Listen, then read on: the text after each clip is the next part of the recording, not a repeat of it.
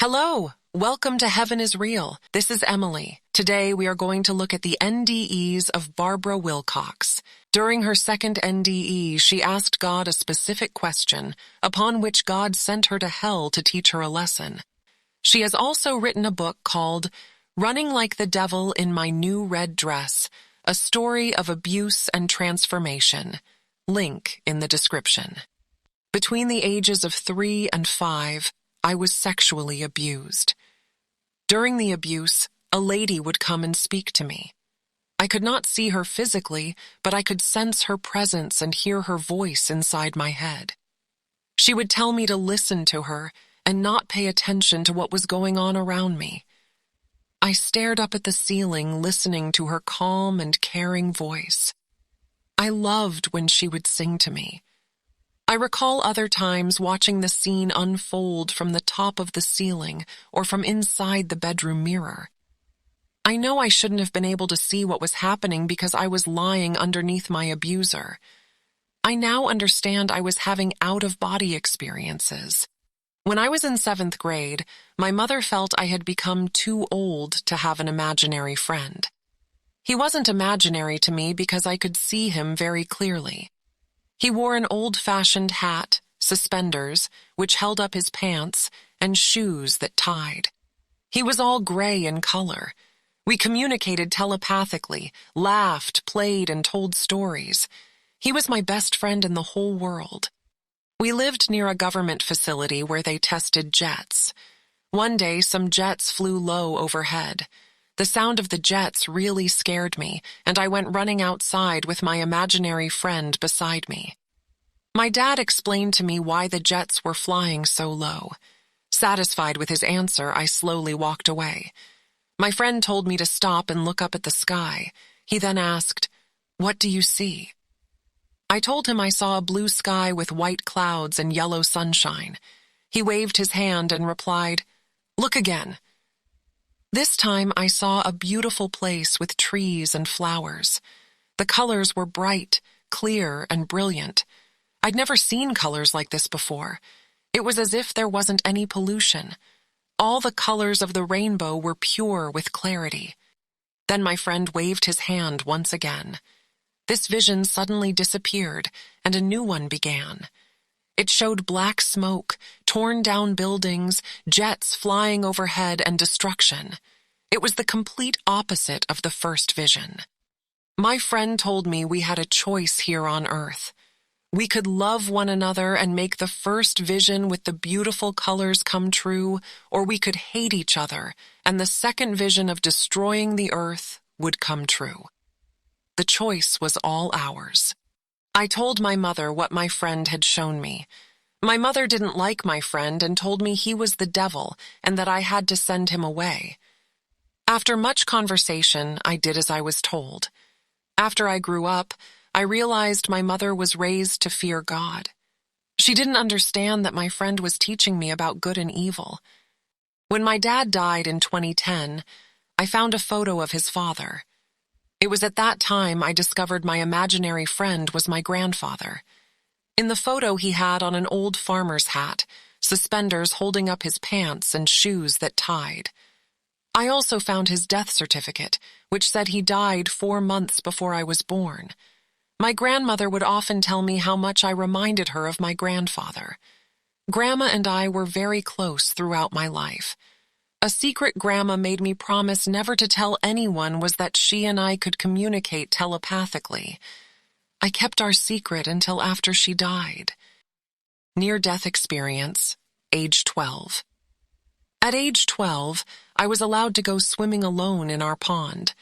My mother didn't know how to swim and stood at the water's edge watching. I decided to show off, so I swam to the center of the pond, which was over 6 feet deep. I got a cramp in my side and slowly began sinking beneath the water. Soon I could no longer see the sunlight above my head through the top of the water. Darkness surrounded me as I sunk deeper and deeper below the surface. I held my breath for what seemed an eternity. I thought my lungs would burst when finally I submitted and let in a small breath of water. Breathing in the water was relieving and not at all what I had expected it to feel like. I took in another small breath of water through my nostrils and let it go down my throat. Still no pain. I hungrily swallowed a mouthful of water. There was no choking sensation as I had anticipated.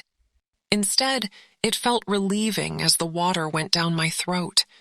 I kept breathing in water until my lungs no longer felt like they would burst. A peacefulness filled me. I watched as a bright white light came out of my chest and rippled up through the water. When I looked down, I could see my physical body below me. My physical body looked peaceful, calm, mannequin-like, with my blonde hair fanned out. My arms were relaxed and poised slightly away from my body, while my legs were in a standing position with my feet touching the mud. I looked like a life-sized doll. Now that I was in spirit form, I felt at peace, and I wasn't the least bit scared or concerned about anything. I was completely detached in every way from the physical body. I then heard a familiar voice speaking to me. It was the same lady's calm, caring voice who spoke to me when I was a child during the sexual abuse. The only thing I remember the lady say to me was there was more work I had to do on Earth, and that I had to return back into my body. And with that, my feet instantly and involuntarily sprang from the muddy bottom of the pond like a bullet shooting out of a gun. I speedily broke the water's surface, coughing and spitting out water. I swam to the water's edge where my very angry mother yelled at me all the way home for being under the water too long. As I was walking back to the house, I stopped and turned back looking at the pond, wondering what had just happened to me. A male voice said, "Never marry. Walk the earth. Learn all types of religion, not from the establishments, but from the people themselves." And then I heard my mother's voice yelling at me to get into the house. Second near-death experience, 21 years old. I was married at 21, and shortly after I had my second near-death experience. I was sick in bed with flu-like symptoms. I went running to the bathroom when I felt myself collapsing. I blacked out and fell on the bedroom floor before ever reaching the bathroom. The next thing I remember was floating up on the bedroom ceiling. I watched my husband kneeling next to my body, calling my name.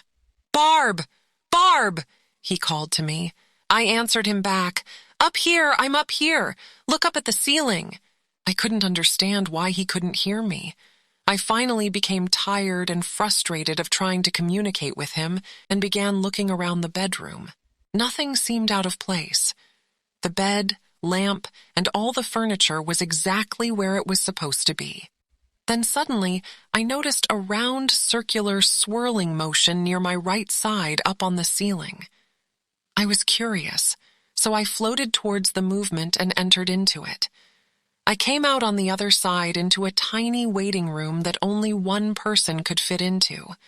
Well, not one person exactly. I guess I should say one soul or whatever I now was. Everything in the tiny waiting room was pitch black and I couldn't see anything. I may not have had a physical body, but I was still me. I would describe myself as a being of total intelligence. After what seemed to be only a few minutes, an unseen force pulled me from the waiting room into the main part of the tunnel. The main tunnel wasn't as dark as the waiting room, and I could see a shimmering, shiny veil which separated me from a boy on one side and an elderly man on the other. The veil was made out of a gray, twinkling, sparkling, illuminated foreign material. My attention was drawn to this veil for most of my journey through this tunnel. I felt mesmerized by it. I was no longer being pulled down the tunnel when I noticed a bunch of dark shadows coming towards me. As the shadows approached, they turned into people who were dressed in old-fashioned clothing. As the people stood in front of me, they began calling out their names. They were relatives from both sides of my family. I didn't recognize any of them because I'd never known anyone who had died before. They were happy and joyful to see me. My relatives talked amongst themselves when two women decided they would walk with me down the tunnel so I wouldn't be scared. The rest of my relatives continued talking to each other as they disappeared into thin air right before my eyes. I walked in between the two women while they talked to each other. It seemed as if they hadn't seen each other for a very long time. I stared at the veil, wondering what it was made out of and what purpose it might have on earth. My thoughts were interrupted by one woman who said, "You must continue walking alone." Then both women disappeared into thin air, the same as my other relatives had. Panic set in fast. Looking all around, I spotted a tiny, bright white light the size of a pinhead. Every instinct told me to walk toward the light. As I walked closer to the light, it grew larger in size. I was still very far away from the light, even though it was now 4 inches around. I stopped instantly when I heard a male voice say, "Enter no further." Looking down at my feet, I saw a distinct line on the pathway of the tunnel. On the opposite side of the line, it appeared the tunnel was a much lighter shade of gray. I now realized that while I had been walking down the tunnel, it had been turning lighter and lighter shades of gray. At that moment, all my instincts told me not to cross the line. I looked around and noticed a white figure to my left side. There was no mistaking who this figure was. It was my Lord Jesus. As I stared at him, I sensed there was another world above us. I knew this was where God was, and I was not allowed to view any part of his world. I felt a familiar connection between God, Jesus, and myself. It was love that connected us. We were all the same, and yet we were different. My focus then went back to my Lord as he spoke again. "You must answer these questions before you may enter. This is what we call our life review. First question, how have you helped others?" I answered him excitedly, telling him what I had done. He replied, "That's good." Second question, "What did you learn in this life?" I told him what I had learned. He replied, "That's good, but there is more you need to learn." Third question, "In what way did you give of yourself?" I began to answer, but became confused. He showed and told me everything good and bad that had taken place in my life. In your life review, you switch places with the people you hurt. You feel the emotional pain you've caused them. It was painful to watch how I had hurt people. I begged him to stop playing the movie of my life. After my life review, he told me I had to return back to Earth. I knew he was right, but I wanted to stay here because there was so much unconditional love. Besides, I had so many questions to ask him. He told me I could ask him questions before returning to Earth. My questions: first question, where am I and what is this place?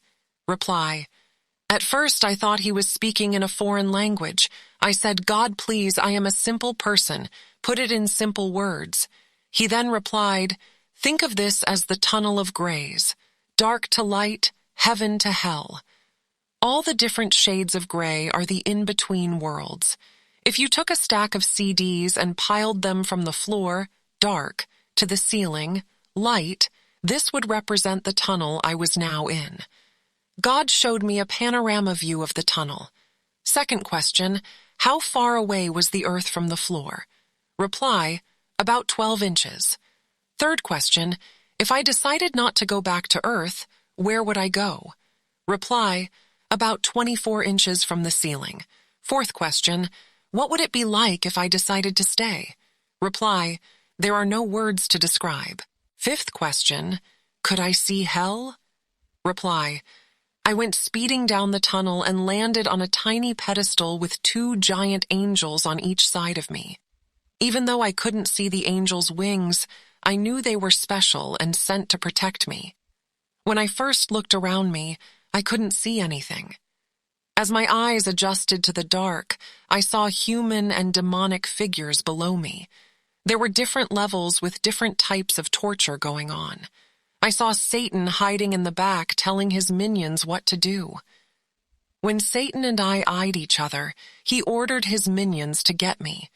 They charged and climbed up the pedestal, piling over each other's backs, trying to grab at me. They would have gotten to me if it wasn't for the protection of the angels God had sent with me. I stared up to where the angels were looking and began praying to God and asking him to please take me out of here. I told God I would do anything he wanted, and if I had knees, I would be on them begging him.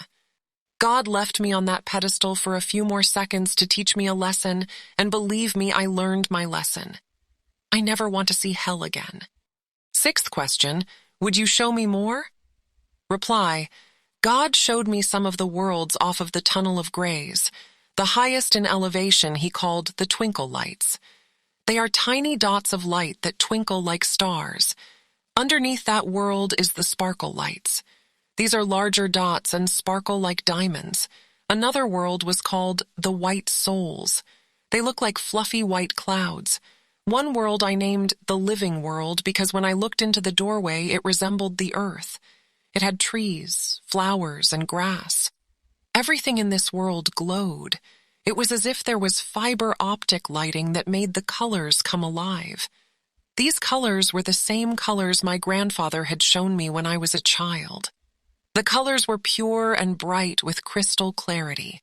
These colorful souls were breathing, and they floated around as formed different types of foliage. They communicated to each other by using different tones, which sounded like music.